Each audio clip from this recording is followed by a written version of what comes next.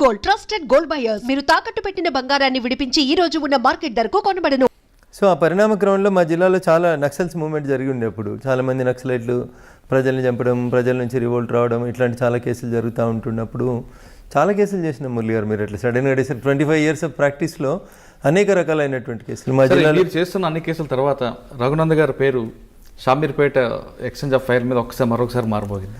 ఒకసారి ఆ కేసు గురించి, ఎందుకంటే అప్పుడులో పోలీసుల మీద చాలా కాల్పులు జరిపి పారిపోయిన వ్యక్తిని మీరు సరెండర్ చేయడం, అతనికి బెయిల్ ఇప్పించడం లాంటి చేశారు. అంటే మురళి గారు ఇప్పుడు ఒక కేసుకి ఇంకొక కేసుకి పొంతనుండదు, పోలిక ఉండదు క్రైమ్ లోపల. సో బేసికల్గా అందులో క్రైమ్ చేసినటువంటి వాళ్ళు సిద్దిపేటకి సంబంధించినటువంటి వాళ్ళు. అక్కడ జరిగింది ఏంది, కొంతమంది ఇంజనీరింగ్ కళాశాలకు సంబంధించినటువంటి పిల్లలు దొంగ నోట్లని సర్క్యులేట్ చేస్తున్నారు అనేటువంటి ఒక అనుమానం వచ్చినప్పుడు బాలానగర్ ప్రాంతానికి సంబంధించినటువంటి సిసిఎస్ పోలీస్ అధికారులు వలవన్ని కొంతమందిని ట్రాప్ చేస్తే సిద్దిపేట నుంచి కొంతమంది పిల్లలు వచ్చి ఆ ఫేక్ కరెన్సీకి సంబంధించిన డాక్యుమెంట్స్ ఇచ్చినారు.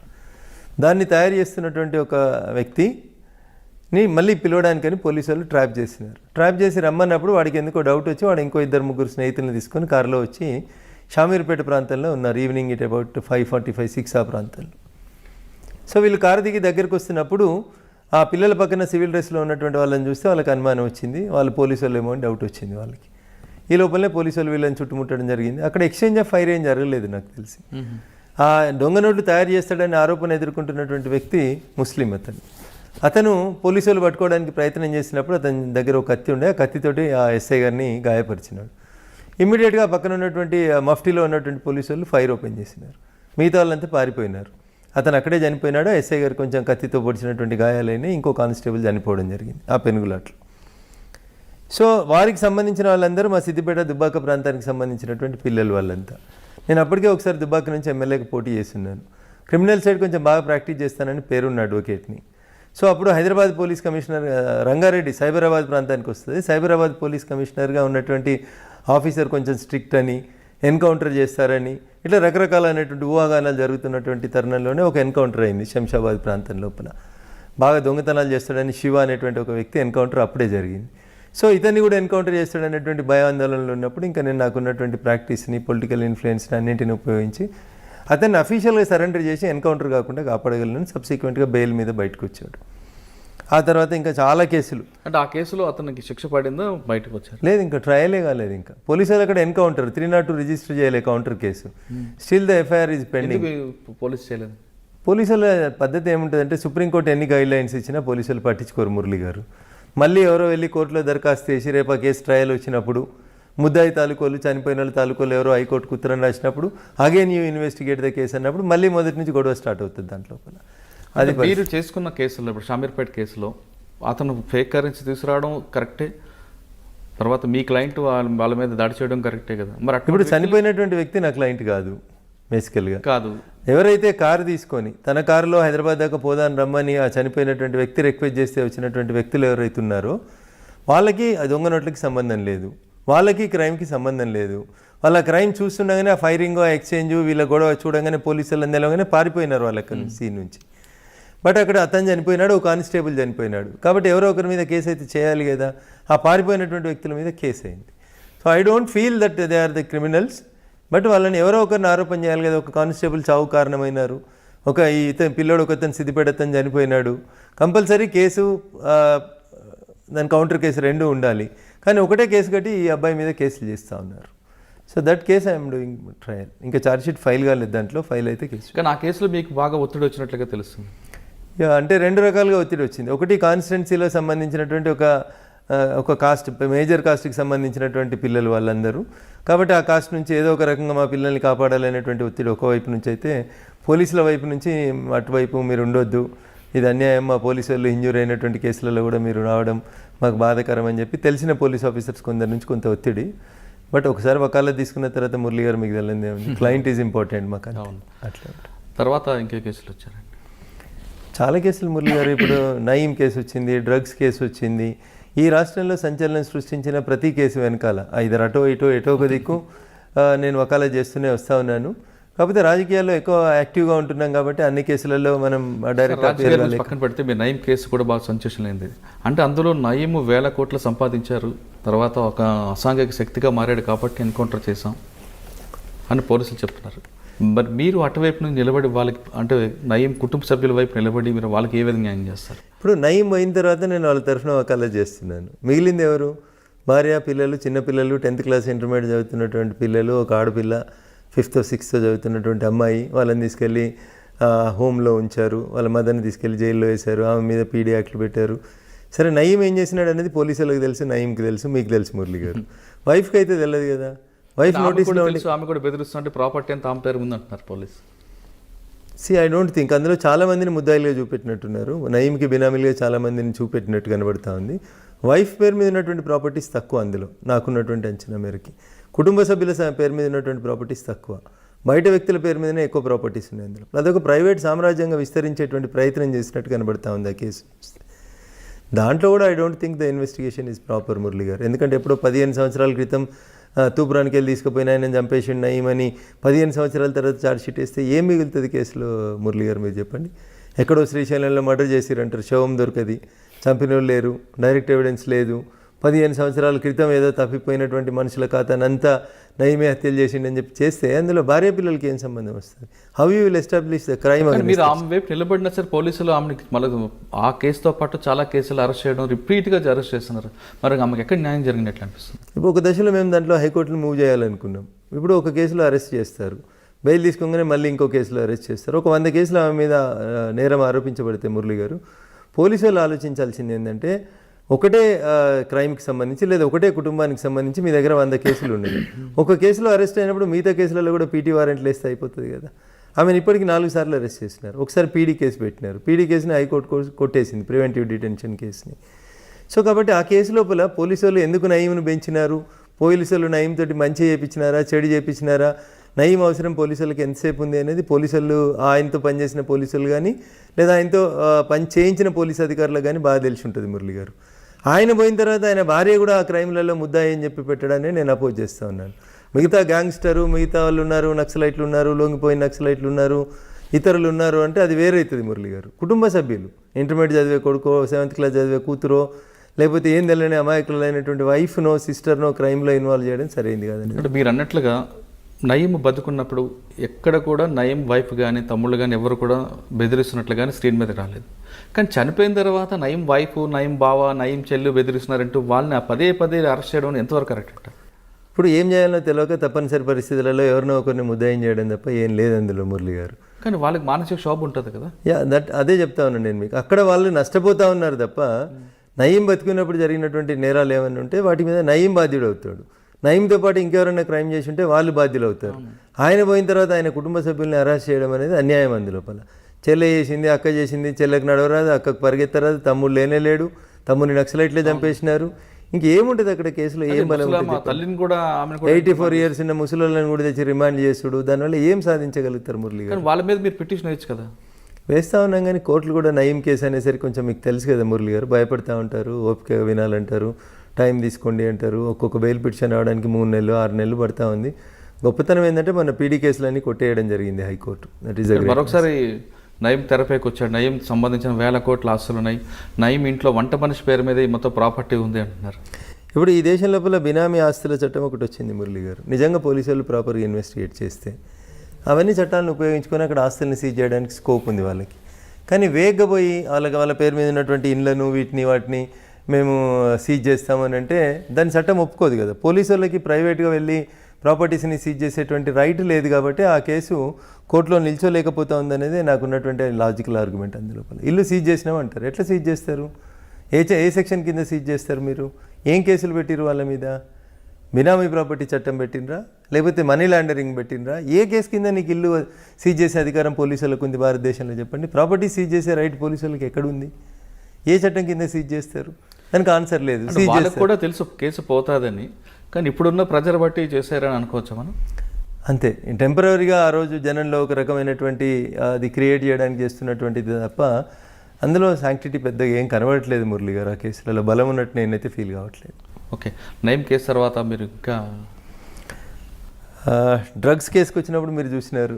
డ్రగ్స్ కేసు లోపల కూడా సినిమా ఇండస్ట్రీ మీద పలు ఆరోపణలు. బేసికల్గా అక్కడ ఇన్వెస్టిగేషన్ జరగాల్సింది స్కూళ్ళలో చిన్నపిల్లలకి డ్రగ్స్ ఎట్లా వచ్చినాయి అనేది ఇన్వెస్టిగేట్ చేయాల్సిన కేసుని దాన్ని తీసుకెళ్ళి ఎవరో సినిమా వాళ్ళు సప్లై చేసిరని, సినిమాకి వెళ్ళి నిర్మాతలకి వెళ్ళి హీరోలకి వెళ్ళి హీరోయిన్లు, దాన్ని ఏదో సంచలనమైనటువంటి కేసుగా డైవర్ట్ చేసేటువంటి ప్రయత్నం చేసారు తప్ప మొదట మనకు అనుమానం వచ్చింది, మీడియాలో వచ్చింది, ఎక్కడ వచ్చింది, స్కూల్ పిల్లలకి డ్రగ్స్ ఎక్కడి నుంచి వస్తున్నాయి అనేది, ఒక కార్పొరేట్ స్కూల్ దగ్గర అమ్ముతున్నారు అనేది బేసికల్గా ఇష్యూ స్టార్ట్ అయింది మనకి.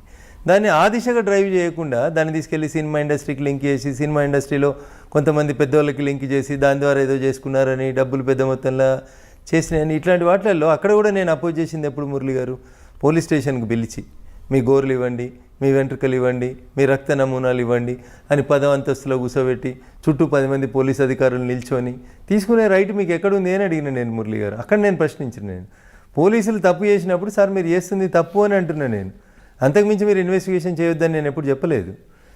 ఏ చట్ట ప్రకారం నువ్వు అది తీసుకుంటున్నావు, హెయిర్ తీసుకోవాలని నువ్వు అనుకున్నావు, సో ఈ గివ్ హిమ్ ఏ నోటీస్, ఆయనకు నోటీస్ ఈ ప్రొసీజర్ ఏం చెప్పింది, కోర్టు ప్రొసీజర్ ప్రకారం unless and until drunk and డ్రైవ్లో తప్ప మిమ్మల్ని తీసుకెళ్లి టెస్ట్లు చేయించి మిమ్మల్ని మీ శరీరంలోంచి ఆల్కహాల్ ఉందా లేదా అని చెప్పి టెస్ట్ చేసేటువంటి పరిస్థితి మీకు డ్రంక్ అండ్ డ్రైవ్ కేసులలో మినహా పోలీసు వాళ్ళకి మీ శరీరంలోంచి ఒక భాగం తీసుకొని పోయే అధికారం ఎక్కడిది? గోర్లు ఎక్కడికి వెళ్ళి తీసుకుంటారు, వెంట్రుకలు ఎట్లా తీసుకుంటారు? తీసుకోమని నీకు చట్టం చెప్తే ఏ చట్ట ప్రకారం తీసుకుంటున్నావో నాకు నోటీస్ ఇవ్వమని అడిగాను నేను. సో అక్కడి నుంచి ఈ మొండితనం, ఈ గొడవలు స్టార్ట్ అవుతున్నట్టు కనబడుతుంటుంది మురళి గారు. దాంట్లో కూడా హైకోర్టు అదే చెప్పింది, మేము కేసు ఫైల్ చేసిన తర్వాతనే మీరు ఎవరిని పిలిచినా వాళ్ళ కాన్సెంట్ లేకుండా వాళ్ళ శరీరంలోని ఏ పార్ట్ కూడా తీసుకోవద్దు అని చెప్పింది. అది నేచురల్ జస్టిస్ మురళి గారు. అది అక్కడే గొడవ స్టార్ట్ ఆ కేసులో అంత హైప్ తీసుకొచ్చిన పోలీస్ ఆఫీసర్స్ అంటే ఎక్సైజ్ డిపార్ట్మెంట్ తర్వాత చార్జ్ షీట్ వేసిన అంత పెద్ద ప్రయోజనం కనిపించట్లేదు. ఏం పర్లేదు, కొండందవి ఎలుకను కూడా పట్టలేకపోయినారు మురళి గారు. నేను అదే చెప్తా ఉన్నా మీకు. When you have consumed a drug or myself I have consumed a drug అనుకోండి, అది ఎంతకాలం ఉంటుంది మన శరీరం లోపల, ఏ రోజు కన్జ్యూమ్ చేసిన డ్రగ్ ఎక్కడిది, ఇండియాలోకి ఎప్పుడు వచ్చింది, సప్లై చేసింది ఎవరు, తీసుకెళ్ళింది ఎవరు, ఇట్లా అసలు ఏమైనా సైంటిఫిక్ ఎవిడెన్సే లేకుండా మురళి గారు సంచలనాల కోసం కేసులు చేస్తాం, టీవీలలో బ్రేకింగ్ల కోసం, స్క్రోలింగ్ల కోసం కేసులు చేస్తామంటే ఎట్లా కుదురుతుంది మురళి గారు? ఇప్పుడు మీరు చెప్తున్న ట్రక్ కేసులో కూడా మీకు తెలుసు, జనానికి తెలుసు ఆ కేసులో ఏం జరగదు, మీరే అంటున్నారు కొండంతా వెలంకి పట్టినట్లు, కానీ వాళ్ళకి జరగాల్సిన డ్యామేజ్ ఆల్రెడీ జరిగింది కదండి. సో లాభం జరిగిందా దానివల్ల నష్టం జరిగిందా అనేది నేను ఇప్పుడే చెప్పలేను సార్ మీకు. సో కొంత సినిమా ఇండస్ట్రీ భయపట్టింది, కొందరు సినిమా హీరోలు ఆందోళనకు గురైనారు, డబ్బులు ఖర్చు పెట్టుకున్నారు, రకరకాలైనటువంటి ఇబ్బందులు పడ్డారు అనేటువంటి మాట వాస్తవం మురళి గారు. సో ఒక కేసుని కప్పిపుచ్చడానికి మీరు అప్పుడు తెలంగాణ రాష్ట్రంలో జరిగిన 1, 2, 3, 4 కేసుల్ని వరుసగా చూస్తే ముందు డ్రగ్స్, తర్వాత నయీము, ఆ తర్వాత మియాపూరు, ఇట్లా ఒకటి తర్వాత ఒకటి ఒక గీతని తుడపకుండా దాని పక్కన ఒక పెద్ద గీత గీసి ఈ గీతని పక్కకి జరిపినట్టు కంటిన్యూస్గా వస్తున్నటువంటి ఆ క్రైమ్లకు సంబంధించినటువంటి సంఘటనల్ని పక్కదారి పట్టించడానికే ఒకదాని తర్వాత ఒక సంఘటనని బయటికి తీసుకొచ్చినట్టు కనబడుతుంది తప్ప ఏ ఒక్క సంఘటనలన్నా చివరిదాకా ఇన్వెస్టిగేషన్ కొనసాగి దోషుల్ని కోర్టు ముందు నిలబెట్టి ఒక్క కేసు చూపెట్టండి సార్ మీరు. అదే మీరు చెప్తున్నారు, ఒక కేసు కూడా ఓటుకు లేదు, మియాపూర్ భూములు. సార్ నిజామాబాద్లో మీరు చూసినారు, అక్కడ బార్డర్ దగ్గర చెక్ పోస్ట్ దగ్గర 250 కోట్లు దొంగ రిసిప్ట్లు ఇచ్చినారని, సేల్స్ ట్యాక్స్లు, కమర్షియల్ ట్యాక్స్లలో పెద్ద కుంభకోణం జరిగిందని, సిఐడి ఎంక్వైరీ అవుతుందని, ఇది అవుతుందని, ఏది కానీ మీరు చెప్పండి, సంచలనం కోసమే చేసిరు తప్ప whether anybody is properly penalised or whether anybody is properly charge sheeted అనేది ఒక కేసు చెప్పండి సార్ నాకు. అది నీమ్స్లో స్టంట్స్ కాడి నుంచి మొదలుకుంటే ఇప్పుడు నడుస్తున్న ఈఎస్ఐ దాకా ఎన్ని కేసులు బయటకు వచ్చినా అవి కేవలం సంచలనంగా 4 రోజులు వార్తలలో వచ్చేందుకు తప్ప. కానీ మధ్యలో ఎంసెట్ కేసు మాత్రం బాగా సక్సెస్ అయినట్లుగా అనిపిస్తుంది. ఎవరు దోషులు ఎవరు దొరికినారు చూడండి దాంట్లో. బీహార్ నుంచి వాళ్ళు దొరికారు కదా. I don't think they are the original culprits sir. ఇంకా తెలంగాణ ఉన్నటువంటి అసలు పెద్ద మనుషులను అయితే బయటికి తెచ్చినట్టు నేను అనుకోవట్లేదు సార్. అందులో కూడా అంటే వీటితో పాటు ఇంకేం కేసులు చేస్తారు? రెగ్యులర్గా ప్రొఫెషన్లో వచ్చేటువంటి కేసులలో గ్యాంగ్ రేప్ కేసులు, భయంకరమైనటువంటి పట్టపగల రోడ్ల మీద జరుగుతున్నటువంటి మర్డర్లు, బాగా మీకు గుర్తున్నది. ఈ కేసులో పోలీసులు బాగా వర్క్ చేశారు, అయినా నేను కాపాడాను అన్నది మీకు మనసుకు నచ్చిన కేసు వచ్చింది. ఇప్పుడు కోజీ క్లబ్లో ఒక ఇన్సిడెంట్ జరిగింది. కోజీ క్లబ్లో ఒక అమ్మాయి అబ్బాయి కలిసి వచ్చారు, ఒక ఇన్సిడెంట్ జరిగింది. బాయ్ ఫ్రెండ్ గర్ల్ ఫ్రెండ్ కలిసి వచ్చారు. లివింగ్ టుగెదరే తప్పు కాదని సుప్రీంకోర్టు చెప్పినాక మీరు నేను చేసేది ఏం లేదు కదా మురళి గారు. సో అనుకోకుండా అక్కడ మేనేజర్ రూమ్లో ఉన్న ఒక ఎయిర్ గన్ తీసుకొని అమ్మాయి ఆ అబ్బాయిని ఏదో మజాక్లో ఇట్లా అంటే అది ట్రిగ్గర్ ఫైర్ అయింది, ఆ పిల్లోడ్లోంచి బుల్లెట్ పోయింది. సో దాంట్లో బాధాకరమైనటువంటి విషయం ఏంటంటే అమ్మాయి ఈజ్ ఇన్నోసెంట్, ఏం తెలియదు, ఏదో కామెడీకి వచ్చినారు వాళ్ళు, అమ్మాయి అబ్బాయి కలిసి సరదాకు వచ్చేపు గడుపుదాం అనుకొని వచ్చినటువంటి సందర్భంలో అనుకోకుండా వాళ్ళకు తుపాకీ కనబడింది. అది బొమ్మ తుపాకీ అనుకుంది, but it is an air gun. Unfortunately air గన్తో కొడితే కూడా చనిపోయినటువంటి సంఘటన అది కోజీ క్లబ్. సో దాంట్లో అమ్మాయి తరఫున చేయాల్సి వచ్చింది తప్పనిసరి పరిస్థితుల్లో. తను ఒక అడ్వకేట్ కుటుంబానికి సంబంధించినటువంటి అమ్మాయి కాబట్టి పేర్లు అవన్నీ బయటకు వస్తే ఇబ్బంది అని చెప్పి అక్కడ స్థానికంగా పోలీసులు సరిగ్గా వర్క్ చేయలేదంటారు అప్పుడు. So I don't blame the police, but మాకుండేటువంటి అడ్వకేట్గా మాకుండేటువంటి అడ్వాంటేజెస్, క్లయింట్లకు ఏదైతే benefit of doubt should be given to the accused అనేటువంటి ఆ లాస్ట్ లైన్ ఒకటి ఉంటుందో అది, plus establishing the link from A to Z. English అక్షరాలు రాస్తే A నుంచి Z దాకా రాస్తేనే మొత్తం ఆల్ఫాబెట్స్ కంప్లీట్ అయినట్టయితే, మధ్యలో అక్కడొకటి అక్షరాన్ని మనం లింక్ బ్రేక్ చేసినాం అనుకోరు Murali garu, you don't see that chain will be complete. అట్లా బ్రేక్ చేస్తాం. 302 పెట్టడంతో పాటు FSL పంపడం, లోకల్గా అన్ని ఎవిడెన్స్ తీసుకొచ్చారు. సంఘటన జరిగిన తర్వాత ఫస్ట్ పోలీసు వెళ్ళడం, మీడియా కూడా దూరం పెట్టడం, అది ప్రాపర్గా జరిగిందని అనుకుంటున్నాం. మరి కానీ మీ ఎక్కడ బ్రేక్ దొరికింది? నేను అదే చెప్తా ఉన్నాను సార్, ఇన్వెస్టిగేషన్లో మాకు చాలా లాక్యునస్ దొరుకుతాయి సార్. Not one issue. ఆ కేసు లోపల మనం సంఘటన స్థలాల్లో వాళ్ళు వెళ్ళి రూమ్ బుక్ తీసుకున్న దగ్గర నుంచి మొదలుకుంటే, రూమ్ బుక్ చేసి ఉండాలి కదా ఫస్ట్, మనం కోజీ క్లబ్లో మనం ఒక రూమ్ తీసుకున్నట్టు ఉండాలి కదా. అక్కడ నుంచి మొదలుకుంటే అక్కడ ఉన్న వాచ్మెన్ దగ్గర నుంచి అసలు ఎయిర్ గన్ ఎక్కడిది, ఎయిర్ గన్లో పెల్లెట్ ఎక్కడిది, 100 ఇష్యూస్ ఉన్నాయి సార్ అందులోపల. అంతా టెక్నికల్ ఎవిడెన్స్. పేరు మార్చి తీసుకున్నట్టుగా తెలుస్తుంది. లేదు సార్, లేదు, వాళ్ళ పేరు మీద తీసుకున్నారు. ఒరిజినల్గా వాళ్ళ పేరు మీదనే తీసుకున్నారు, అన్నీ వాళ్ళే చేశారు. అంటే ఎక్కడ మీకు బ్రేక్ కనిపించిందండి? అంటే సైంటిఫిక్ ఎవిడెన్స్లో బ్రేకేజ్ వచ్చింది అక్కడ. మళ్ళీ నేను చెప్తా ఉన్నా, మీకు ఆ ఎయిర్ గన్ మీద ఫింగర్ ప్రింట్స్ తీసుకోలేదు, ఆ అమ్మాయి ఫైర్ చేసిందని చెప్పి చెప్పలేదు, అమ్మాయి రూమ్లో ఉంది అని చెప్పి ఎవరు సాక్ష్యం చెప్పడానికి కూడా చెప్పలేదు అక్కడ. సో ఇవన్నీ సో మెనీ ఇష్యూస్. వాళ్ళ పేరెంట్స్ కూడా కోర్టుకి ప్రతిసారి కంప్లైంట్ చేసేవాళ్ళు, చనిపోయిన అబ్బాయి వాళ్ళ పేరెంట్స్, అమ్మాయి చంపలేదు వేరే వాళ్ళు చంపినారు, ఆ కేసుని ఆ దిశలో ఇన్వెస్టిగేట్ చేయండి అనేది వాళ్ళు రకరకాల కంప్లైంట్స్ పెడుతూ వచ్చినారు. ఫ్యామిలీ ఒకవైపు రావడం కూడా ప్లస్ అవుతుంది అంతే. ఆరోపణ అంతా వాళ్ళు వేరే వాళ్ళ మీదకి పోతుంది. అసలు నా కొడుకు అమ్మాయి ఎవరో తెలియదు, అమ్మాయికి చంపాల్సిన అవసరం ఏమొచ్చింది, నా కొడుకుని చంపిన వాళ్ళు వేరే వాళ్ళు, పోలీసు వాళ్ళు కావాలని ఎవరు అమాయకురాలైనటువంటి అమ్మాయి మీద పెడుతున్నారు. This is the version of the parents of the diseased. So అట్లా కొంత నాకు మోరల్గా సపోర్ట్ దొరికింది ఆ కేసు లోపల. ఓకే, వాటి తర్వాత ఇంకా మంచి కేసులు చెప్పండి. అన్నీ మంచి అంటే వినడానికి అందరికీ ఇబ్బంది కలిగించే కేసులాగానే ఉంటాయి మురళి గారు. ఒకటి చెప్పండి. సో మాకు ప్రొఫెషన్ పరంగా ఇంట్రెస్టింగ్ అనిపిస్తూ ఉంటాయి, కానీ మిగతా అన్నీ అదర్వైజ్ కొంచెం ఇబ్బందికరమైనటువంటి కేసులే. సమాజంలో పేరున్నటువంటి వ్యక్తులకు సంబంధించినటువంటి కేసులు, ఇంకా వాళ్ళ కుటుంబాలు వాళ్ళ పేర్లు చెప్పడం వల్ల కొంత, కుటుంబాల పేర్లు చెప్పకుండా ఇన్సిడెంట్ చెప్పేస్తే మీకు వచ్చేస్తుంది అది ఎవరు ఏంది అనేది. అది కాకుండా అంటే పోలీసు వైఫల్యం ఎక్కడ కనపడుతుంది? మీరు ఇందాక ఫస్ట్లో మాట చాలా కేసులు. ఇప్పుడు ఒక ప్రముఖ టీవీ ఛానల్కి సంబంధించినటువంటి యజమాని ఒక రోడ్డు ప్రమాదంలో చనిపోయిందని, హత్య చేసిరని, రకరకాలైనటువంటి ఇష్యూస్ విన్నారు మీరు. దాంట్లో ఏం జరిగింది మళ్ళీ మీకు ఫైనల్గా వచ్చేసరికి? ఆంధ్రప్రదేశ్ పోలీసు వాళ్ళు ఏం చేసారు, తెలంగాణ పోలీసు వాళ్ళు ఏం చేసిండ్రు, అసలు నిందితులు ఎవరు, ఎవరిని తీసుకొచ్చినారు, ఎప్పుడు వచ్చింది, అది కూడా మీరు గమనించినారు. ఒక టీవీ ఛానల్ యజమానికి సంబంధించినటువంటి కేసులో ఇట్లా చాలా కేసులు. జూబ్లీహిల్స్లో మర్డర్ చేసి తీసుకొచ్చి నందిగామలో పడేయడంతో ఆంధ్రప్రదేశ్ పోలీసులు తెలంగాణకు షిఫ్ట్ చేశారు. ఇప్పుడు ప్రాపర్ ఇన్వెస్టిగేషన్ జరుగుతుంది అనుకోవచ్చు కదా? జరిగిందని అనుకుందాం, but we have our own interest in that case కాబట్టి రకరకాలైనటువంటి ఆరోపణలు అంటే చాలా కేసులు మురళి గారు. దీనికి అన్నిటికీ మూల కారణం, I don't want to blame the system of police, only the issue వాళ్ళకి సరైనంత సమయం ఇవ్వట్లేదు వ్యవస్థ. ఒక పోలీస్ అధికారికి కన్విక్షన్ రావాలనుకుంటే సీనియర్ అడ్వకేట్గా, మీరు క్రిమినల్ అడ్వకేట్గా చెప్పండి, మీరు చేసే అన్ని కేసుల్లో పోలీస్ లూప్ హోల్స్ ఎక్కడ ఉన్నాయో అది పట్టుకొని మీరు వాళ్ళకి అక్యూజ్కి మీకు సపోర్ట్ చేస్తున్నారు. కానీ అక్కడ అన్యాయం చేశాడు అనే విషయం మీకు తెలుసు, కానీ మీకున్న రైట్స్ ప్రకారం మీరు వెళ్తున్నారు. అంటే ఆధారం లేనప్పుడు ఏం చేస్తారు మురళి? చేస్తారు, కానీ పోలీసు ఏం చేస్తే కన్విక్షన్ రేట్ పెరుగుతుంది? సో ఒక అధికారికి ఒకటే కేసు ఇవ్వాలి. ఒక ఎగ్జాంపుల్ కేసుతో చెప్పండి. అదే ఎగ్జాంపుల్తో ఏదైనా ఒక కేసు జరిగింది అనుకోండి, ఒక హత్య లేదా ఒక మానభంగం లేదా ఇంకొక గ్యాంగ్ రేపు లేదా ఒక ఫామ్ హౌస్ మీద ఆ మధ్యలో మీరు సైబరాబాద్ చుట్టుపక్కల రంగారెడ్డి జిల్లా, ఉమ్మడి జిల్లా ఉన్నప్పుడు చూసిరు మీరు, అవుట్స్కట్స్లో ఉన్నటువంటి ఫామ్లలో దొంగతనానికి వచ్చి ఆ ఫామ్లలో పనిచేస్తున్నటువంటి సర్వెంట్స్ని మర్డర్ ఫర్ గెయిన్ చేయడము, లేదా అక్కడ ఎవరైనా ఆడపిల్లలు కొంచెం చిన్న పిల్లలు కనబడితే రేప్స్ చేయడము, ఇట్లాంటి కేసులు జరిగినాయి. మా దగ్గర సదాశివపేట దగ్గర ఒక కేసు జరిగింది సార్, అట్లాంటి కేసు. తల్లి కూతురు అందరినీ రేప్ చేయడము, ఒకరి ముందు ఒకరిని రేప్ చేయడము, అట్లా మానవత్వం లేకుండా జరిగినటువంటి ఒక సంఘటన జరిగింది.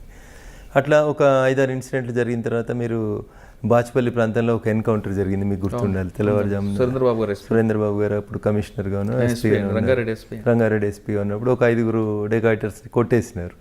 సో ఆ తర్వాత కొంతకాలం మళ్ళీ ఈ ఫామ్ హౌస్ డెకాయిటీలు, ఈ గ్యాంగులు కొన్ని ఆగినట్టు కనబడుతూ ఉంటాయి.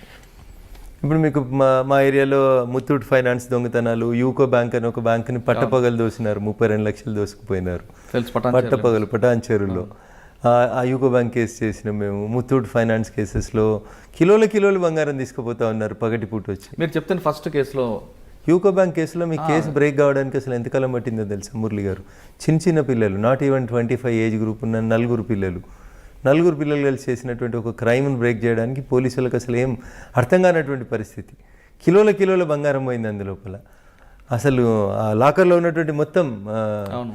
కస్టమర్స్ పెట్టుకున్నటువంటి బంగారం సంచులు కట్టుకొని ఎత్తుకొని పోయినారు వాళ్ళు. అందులో పోలీసులు కూడా ఆరోపణలు ఎదుర్కొన్నారు. మొత్తం రికవరీ చేసినారు, కానీ కొంత బంగారమే కోర్టులో పెట్టినారు, మిగతా అంతా ఏదో పంచుకున్నారు. ఇట్లా రకరకాలైనటువంటి ఆరోపణలు వచ్చినటువంటి సందర్భం చూసినాం.